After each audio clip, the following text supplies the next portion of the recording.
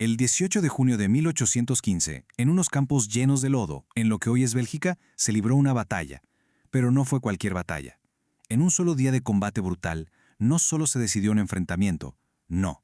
Se puso fin a un imperio. Se acabó la carrera del hombre que definió toda una era, y se redibujó el mapa de Europa para el siguiente siglo. Vamos a meternos de lleno al día que lo cambió todo, la batalla de Waterloo.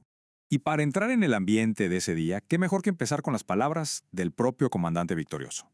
Esta frase del duque de Wellington, un hombre conocido por ser increíblemente estoico y controlado, lo dice todo. No habla de la gloria de ganar, sino del terrible, terrible costo humano de la victoria. Nos prepara perfectamente para la jornada tan dramática que estamos a punto de explorar. Todo esto arranca con uno de los regresos más espectaculares de la historia. Napoleón Bonaparte, a quien habían exiliado en la pequeña isla de Elba, se escapa. Así como lo oyen, desembarca en Francia y desata una locura, un fervor que da inicio a un periodo que hoy conocemos como los 100 días. Era, en pocas palabras, su última y más desesperada apuesta por reclamar su gloria y su imperio. Claro, al regresar, Napoleón no encontró un continente que lo recibiera con los brazos abiertos, para nada.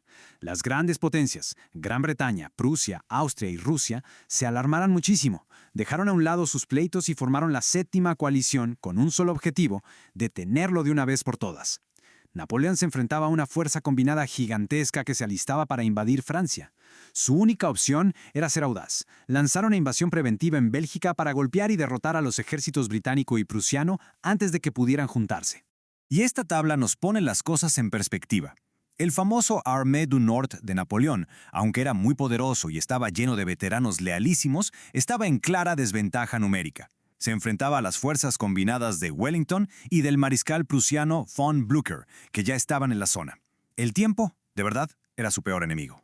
Ahora, lo que es fascinante de todo esto es el choque de personalidades. En una esquina tenemos al genio ofensivo, Napoleón.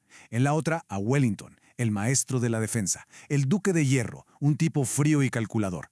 Y luego está Gebhard von Blücher, un mariscal de 72 años que odiaba a Napoleón con todo su ser y cuya tenacidad sería un factor clave.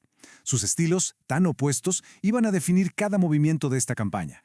Vayamos ahora a uno de los momentos más cruciales, que ocurrió 2 días antes de la batalla principal. Un solo error, una cadena de órdenes confusas que, viéndolo en retrospectiva, pudo haberle costado a Napoleón toda la campaña antes de que Waterloo siquiera comenzara. El plan de Napoleón era brillante por lo simple: divide y vencerás. El 16 de junio, él personalmente atacó al ejército prusiano en un lugar llamado Ligny. Al mismo tiempo, su mariscal más famoso, Michel Ney, tenía la tarea de bloquear a las fuerzas de Wellington en un cruce de caminos clave llamado Quatre Bras, para que no pudieran ayudar a los prusianos. 2 batallas, el mismo día, con el objetivo de hacer pedazos la coalición. Y aquí es donde se ve el caos de la guerra. Napoleón estaba a punto de aniquilar a los prusianos en Ligny y le ordena al cuerpo de d'Erlon que ataque su flanco para asegurar una victoria total. Pero Ney, que se sentía muy presionado en Quatre Bras, lo llama de vuelta. El resultado, una farsa trágica. 20.000 soldados, una fuerza que pudo haber decidido cualquiera de las 2 batallas, se pasaron el día más importante marchando por caminos lodosos sin disparar un solo tiro. Una catástrofe de comunicación y logística. Y ahora sí, avanzamos al 18 de junio, al campo de batalla de Waterloo. Después de horas de un cañoneo brutal y combates de infantería, vamos a presenciar uno de los ataques de caballería más famosos, masivos y a fin de cuentas trágicos de la historia militar. Esa era la pregunta, la gran apuesta en la mente del mariscal Ney. En el clímax de la batalla, con la infantería atorada en un punto muerto sangriento, la legendaria caballería francesa, el orgullo del ejército, se preparó para un todo o nada que, con algo de suerte y mucho coraje, podría ganarlo todo. Para que nos demos una idea de la magnitud de lo que estaba a punto de pasar, veamos este número: 5.000 jinetes, solo en la primera carga. Imagínense. Coraceros con sus pesadas armaduras, lanceros con sus picas mortales, una marea de acero y caballos retumbando colina arriba. Un espectáculo de poder militar tan magnífico como aterrador. Y aquí está el error fatal. Ney comete un error de juicio catastrófico. Ve que algunos batallones aliados se mueven hacia atrás para reorganizarse y piensa que la línea enemiga se está rompiendo, que están huyendo. Impulsivamente, sin consultarle a Napoleón, lanza esta carga masiva antes de tiempo y, peor aún, sin el apoyo de infantería o artillería para asegurar cualquier avance que lograran. Pero la brillante táctica defensiva de Wellington ya estaba lista para esto. Su infantería británica y aliada formó cuadros, básicamente erizos de bayonetas que funcionaban como fortalezas vivientes. Oleada tras oleada, los jinetes franceses se estrellaron contra estos muros de acero y fuego, y fueron repelidos una y otra vez, sufriendo pérdidas terribles.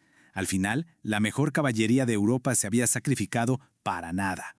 Y mientras la élite de la caballería francesa se desangraba inútilmente contra los cuadros de Wellington, una nueva y mortal amenaza apareció en el horizonte. La batalla, que hasta ese momento era un duelo entre dos ejércitos, de repente se convirtió en una carrera desesperada contra el tiempo. Esta línea de tiempo lo deja clarísimo. Desde la 1 de la tarde, Napoleón ya sabía que los prusianos venían en camino y que su ventana para ganar se estaba cerrando a cada minuto. A las 4:30, el ataque en su flanco derecho en Plan-Senoit se convirtió en una batalla sangrienta dentro de la batalla. Pero el golpe de gracia, el final, llegó a las 7:30 cuando las tropas de von Zieten aparecieron para reforzar la línea de Wellington justo cuando estaba a punto de romperse. Y aquí viene la pregunta que ha vuelto locos a los historiadores desde entonces. ¿Dónde estaban los 30.000 hombres de Napoleón que se suponía debían evitar esto? Pues el mariscal Grouchy, que tenía órdenes de perseguir a los prusianos, se aferró a ellas de forma literal. A pesar de que escuchaba el estruendo de los cañones de Waterloo a lo lejos, decidió atacar a una pequeña retaguardia prusiana en otro pueblo. Esos 30.000 hombres nunca llegaron. Y así llegamos al clímax, al acto final y desesperado de esta tragedia. Con su flanco derecho a punto de colapsar por el ataque prusiano y el centro de Wellington muy golpeado pero todavía aguantando, Napoleón se vio forzado a jugar su última carta, su as bajo la manga. Era su último recurso, la Guardia Imperial. Los mejores soldados de Europa, veteranos de incontables victorias, una fuerza de élite que nunca, jamás, había conocido la derrota en batalla. Napoleón los envió personalmente al frente, en una última carga masiva para dar el golpe final y romper la línea de Wellington de una vez por todas. Pero entonces pasó lo impensable. La guardia, avanzando bajo un fuego devastador, vaciló, se detuvo y finalmente se rompió. El grito «¡La guardia retrocede!» se extendió como pólvora por las filas francesas. Si la invencible guardia podía ser derrotada, todo estaba perdido. El pánico se apoderó del ejército. Era el final.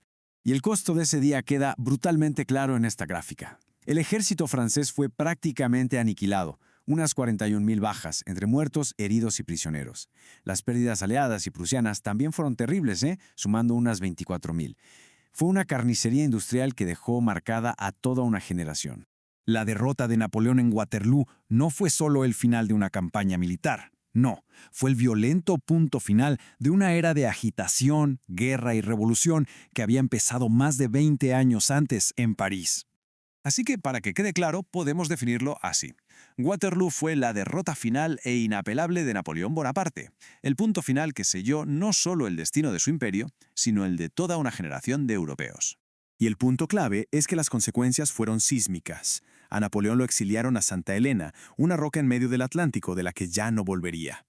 La monarquía fue restaurada en Francia, pero quizá lo más importante es que el equilibrio de poder en Europa cambió drásticamente, dando inicio a un periodo conocido como la Pax Británica, un siglo de dominio naval y económico que duraría hasta la Primera Guerra Mundial. Y con esto terminamos, con una reflexión. El fin de la era napoleónica, sellado en Waterloo, no solo cerró un capítulo, sino que abrió otro, sentando las bases del mundo moderno. Nos deja pensando en cómo los ecos de un solo día de batalla pueden resonar a través de los siglos, influyendo en las naciones, las fronteras y las ideas hasta el día de hoy.